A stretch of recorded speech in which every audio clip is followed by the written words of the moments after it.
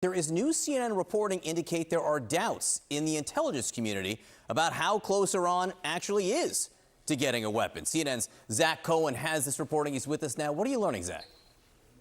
Yeah, John, there appears to be some daylight between the U.S. intelligence community and Israel, and I guess now Donald Trump, on this question of how close Iran is to obtaining a nuclear weapon. And specifically, sources telling me and our colleague Katie Bo Lillis that the intelligence community assessed before the most recent Israeli strikes that Iran was years away, as much as 3 years away, from not only obtaining a nuclear weapon, but developing the system meant to deliver it at a target of its choosing. And that does really run counter to the more urgent and dire timeline that Israel and Donald Trump have put forward in recent days. Israel, of course, saying, and Israeli Prime Minister Benjamin Netanyahu saying that Iran has been working in secret to develop nuclear weapons over the last several months, and that it's very close to having a nuclear weapon. Donald Trump, of course, addressing this question today when he was asked by reporters about his Director of National Intelligence, Tulsi Gabbard's testimony in March, where she said that Iran is not actively working towards a nuclear weapon. Take a listen to what Donald Trump said when he was asked this question today.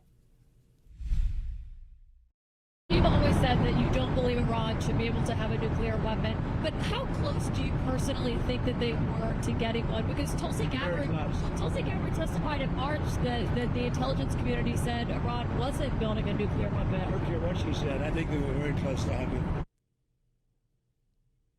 So why does this matter, right? Israel has used this sort of urgent warning about Iran's nuclear program as justification for its latest round of preemptive strikes on Iran's nuclear facilities. Of course, this big question still hangs over the entire situation as to whether or not Donald Trump and the U.S. will become directly involved in the conflict. Donald Trump has said as recently as today that he wants to dismantle Iran's nuclear program. In order to do so, that will require one of two things, experts tell us, either a negotiated deal or U.S. military strikes.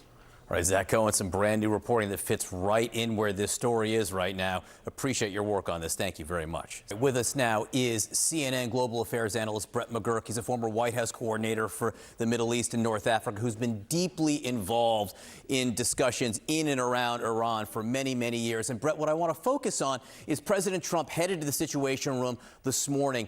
And much of the discussion might be focused around one site in particular, one nuclear site. I just want to put it on the map here so people can see. It's the Fordo nuclear enrichment site. We can push in a little bit to give people a sense of what it looks like, the area looks like.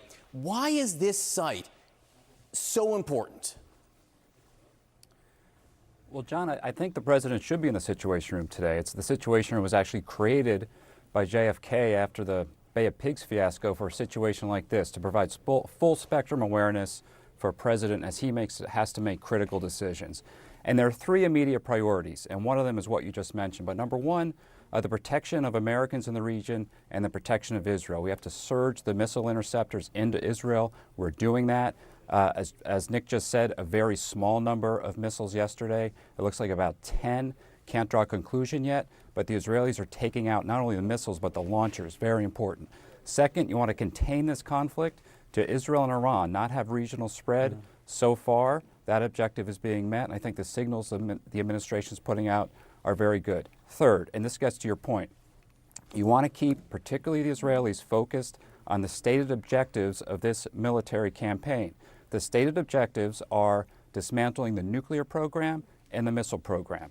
That's it. You want to avoid mission creep. Now, on the nuclear program, there are three main sites, two enrichment sites, one at Natanz, much of which is above ground, some below ground. The Israelis appear to have very effectively targeted that site. The second enrichment facility is an underground facility called Fordo, which you just mentioned. Deep underground, dug into a mountain. It was an undisclosed facility until 2009 when it was discovered by intelligence and announced. Iran has very advanced centrifuges in that facility. Just last week, before this started, they threatened to spin fuel through those advanced centrifuges, enriching just below weapons grade. Now, to take out that Fordo facility, it really takes a U.S. military operation with a B-2 bomber, and you can see our military actually positioning for that possibility.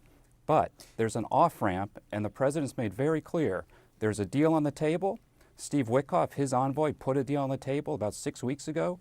Iran did not answer that. They actually escalated their program in response. And what the president is saying, the White House is saying, is to Iran, hey, go back and take another look at that. Tell us you're ready to take the deal, and this will be over. So that's where we stand right now. At the end of the day, John, this has to end with Iran's nuclear program dismantled. And Fordo really is the key. It can be a deal, and we can all hope for a deal, or it can be a military operation.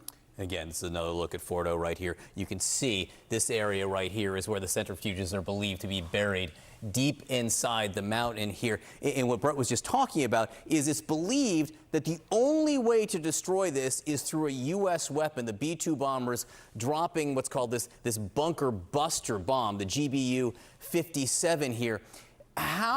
What do you think that discussion is like, Brett, about whether or not the U.S. should get involved here? Benjamin Netanyahu has all but explicitly said, hey, come on, drop this bomb. Yeah, I have to say, the U.S. military has trained on this for over a decade. This munition was kind of designed for this purpose. Now look, there have been massive risks about such an operation like this. Number one risk used to be Hezbollah. Hezbollah had 150,000 to 200,000 missiles and rockets aiming at Israel. Hezbollah has been knocked on his back.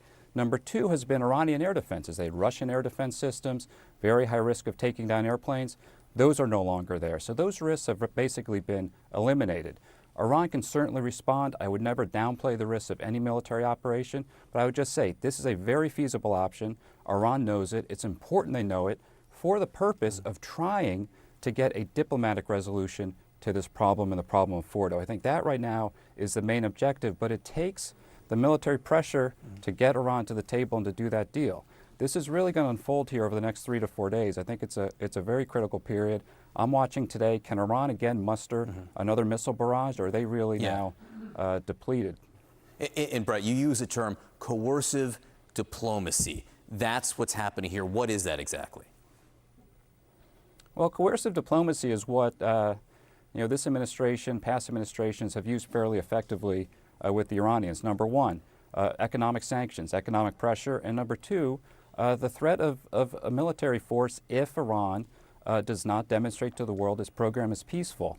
And I just have to say, last week, John, the IAEA issued a report, very comprehensive report. It was asked for last year, and they found Iran to be an egregious failure to live up to its nonproliferation commitments. And 19 countries then voted in the Board of Governors in Vienna in the IAEA, the International Atomic Energy Agency, that Iran was in violation of its obligations. First time in 20 years. What did Iran do? It announced escalations of its program, including in that Fordo site. Yeah. So Iran has made terrible choices here, and now the onus is on them to try to come to the table and take the deal that's been offered. Yeah, next 24 hours, next 48 hours, so crucial. Brett McGurk, thank you so much for helping us understand what's happening probably in the Situation Room as we speak this morning.